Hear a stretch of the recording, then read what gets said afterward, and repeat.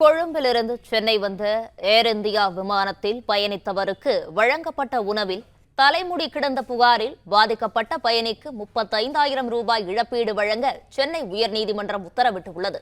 இதுகுறித்தான முழு விவரங்களோடு இணைகிறார் செய்தியாளர் ஆனந்த். ஆனந்த், வணக்கம். இது குறித்தான முழு விவரங்களையும் பதிவு செய்யலாம்.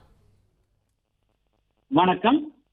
ஏர் இந்தியா விமானத்தில் வழங்கப்பட்ட உணவில் தலைமுடி இருந்ததாக புகாரில் 35,000 ரூபாய் இழப்பீடு வழங்க பாதிக்கப்பட்டவருக்கு வழங்க வேண்டும் என உத்தரவிடப்பட்டிருக்கிறது.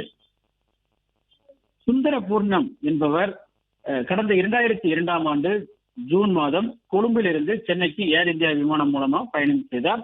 அவருக்கு விமானத்தில் வழங்கப்பட்ட உணவில் தலைமுடி இருந்ததாக கூறப்படுகிறது. இது தொடர்பாக இந்த தலைமுடியை கண்டு அவர் அதிர்ச்சியடைந்தார். மேலும் விமான பயணிகளிடம் உள்ள விமான இருந்த ஊழியரிடம் அவர் முறையிட்டார்.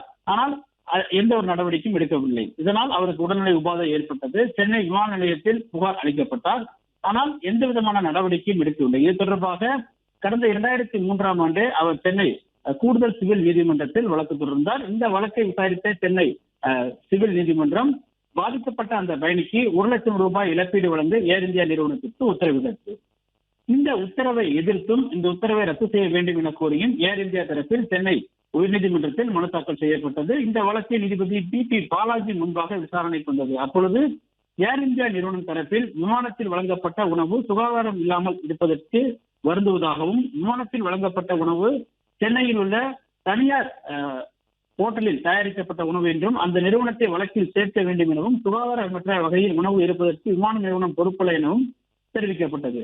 ஆனால் இதனை ஏற்க மறுத்த நீதிபதி விமான நிறுவனம் அலட்சியமாக இருந்துள்ளது எனவும், தனது பொறுப்பை உணவு நிறுவனத்திற்கு மாற்ற முயற்சித்திருப்பதாகவும், ஆனால் இதனை ஏற்க முடியாது எனவும் தெரிவித்தார்.